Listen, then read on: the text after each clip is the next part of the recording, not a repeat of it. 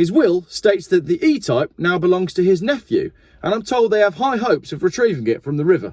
Good afternoon, it is half term. That means the kids are off school. That means I am trying to find things for them to do that don't involve killing each other on computer games. Today, we took an old typewriter, a fax machine and a printer, and we made a time machine. And it actually works. And I got this letter from the future.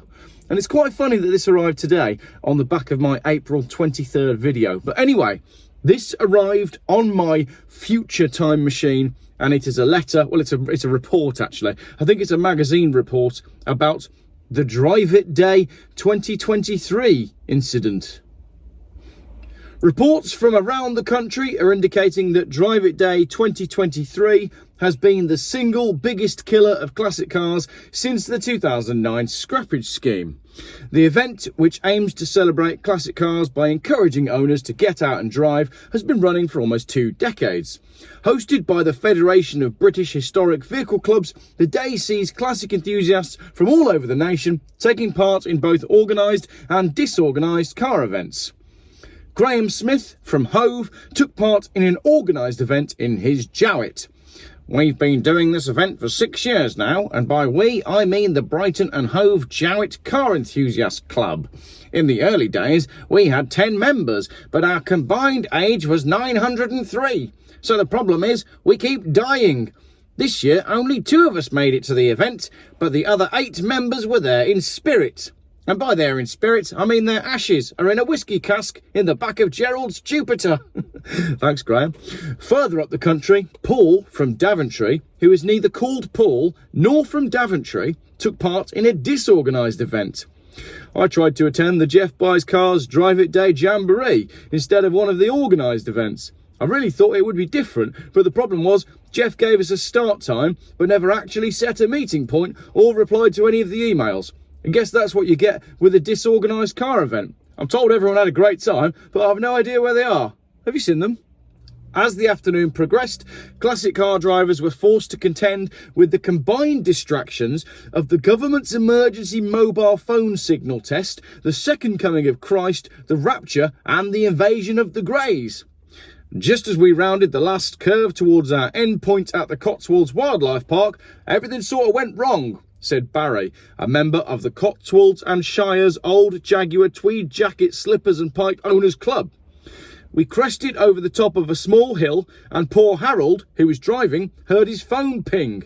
His phone never pings. He's hard of hearing at the best of times, so when the emergency broadcast started playing from his jacket pocket, well, he died suddenly. Massive heart attack, I'm told. Unfortunately, the bridge we were cresting is known in some local folklore as Mount Sinai. I've never seen pedestrians up there, but a bearded chap appeared out of nowhere. The poor fella didn't stand a chance. I didn't see too many details. It was hard to say exactly what he looked like as he flew onto the bonnet and over the car. I think he was wearing all white and had a beard. Harry wouldn't have been able to stop even without the heart attack, but he always said he wanted death to come quickly and not be a long, drawn-out affair like so many of our friends. His will states that the E Type now belongs to his nephew, and I'm told they have high hopes of retrieving it from the river. There were similar stories from around the country as drivers and passengers ascended to the clouds as the rapture began. It wasn't quite how I'd imagined it, said Ethel, whilst cradling a hot cup of tea. Both Roger and I know the Bible well and had always expected it to happen, just as it says in 1 Thessalonians verse 4. For the Lord himself will descend from heaven with a shout, with the voice of an archangel and with the trumpet of God. And the dead in Christ will rise first, and then we who are alive and remain shall be caught up together with them in the clouds to meet the Lord in the air. We were ambling along the countryside in the Austin when the ground around us started shaking and the bodies began to rise from the earth and aim for the sky. I shouted to Roger that we would be next just as he was sucked out of the window. I was pinned to the roof of the car. I'd always told him to buy one with a sunroof.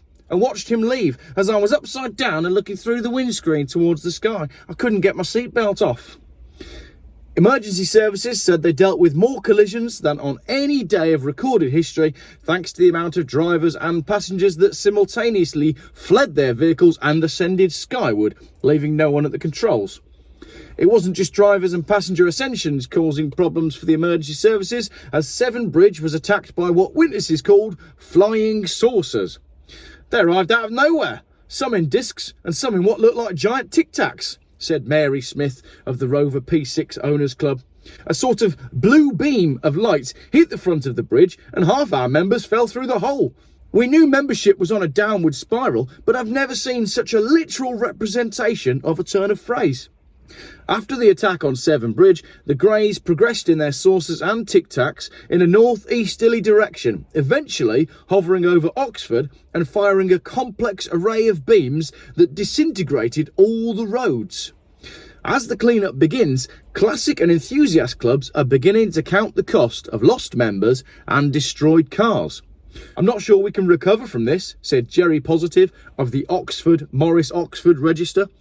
I mean, the great irony in being the chairman of the Morris Oxford Register and being based in Oxford is I've seen just how badly they've tried to get rid of the motorist in recent years.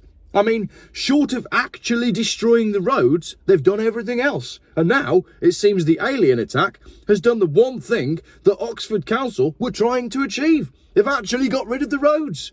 The whole thing sort of stinks to me. It just doesn't seem to add up. And with that, he climbed in his Morris Oxford to drive all the way around Oxford to get back to his home in the centre of Oxford. Wow.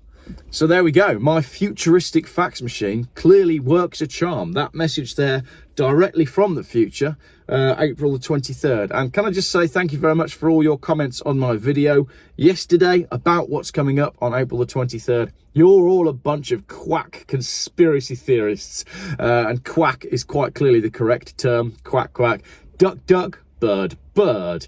It does seem like it may well be something to do with birds that's coming in May, and I'm open to all and any suggestions as to how we fight the birds that are going to be attacking us. But in all seriousness, whilst washing up this afternoon and cooking dinner actually, because it was 3 hours long, and it takes me a long time to wash up because I'm on my phone in between replying to all you lot, and the wife's always saying, why are you taking so long to do the washing up? Are you hiding out there on your phone again?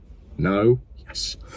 Anyway, whilst I was doing the washing up, I was listening to a Joe Rogan podcast, and it gives me hope because I think all we have to do is just say no to these people.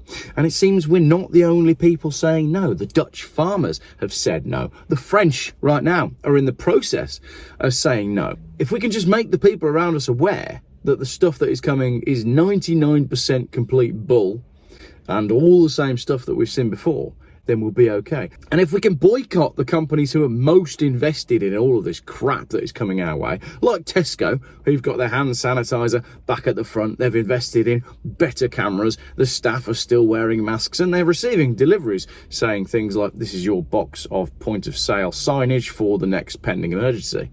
They're in on it. So let's stop spending our money there.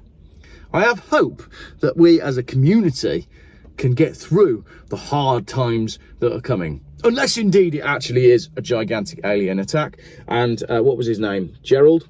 Like Gerald, I'd just like it all to happen quickly.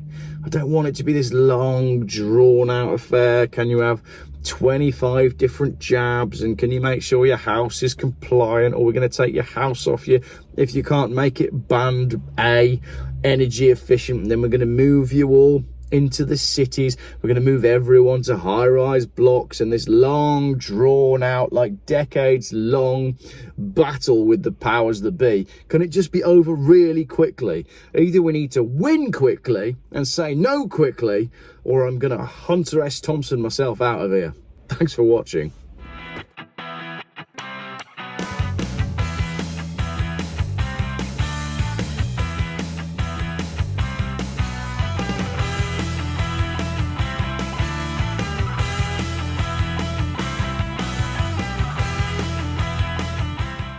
Geoff buys cars. Still, YouTube's most boring car channel.